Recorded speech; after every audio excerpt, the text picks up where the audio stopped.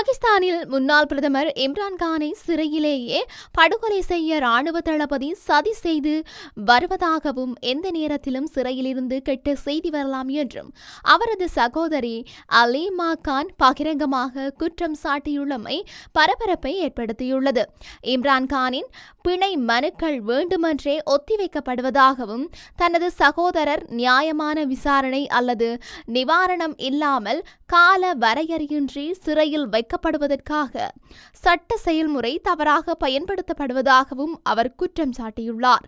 மேலும் சாதாரண கைதிகளுக்கு வழங்கப்படும் அடிப்படை வசதிகள் கூட இம்ரான்கானுக்கு கிடைப்பதில்லை என்றும் குடும்ப உறுப்பினர்கள் மற்றும் வழக்கறிஞர்கள் கூட அவரை சந்திக்க மறுக்கப்படுவதாக அவர் தெரிவித்துள்ளார். ராணுவ தளபதி முனீர் பாகிஸ்தானில் அறிவிக்கப்படாத ராணுவ ஆட்சியை நடத்தி வருவதாகவும் இம்ரான்கானை அரசியல் ரீதியாக அழைப்பதற்காக தனிமைப்படுத்தப்படுவதாகவும் சிறையில் சித்திரவதை செய்யப்படுவதாகவும் அவர் கூறினார். மேலும் எந்த நேரத்திலும் சிறையிலிருந்து கெட்ட செய்தி வரலாம் என்றும் அதற்கு அஞ்சுவதாகவும் அவர் தெரிவித்துள்ளார்.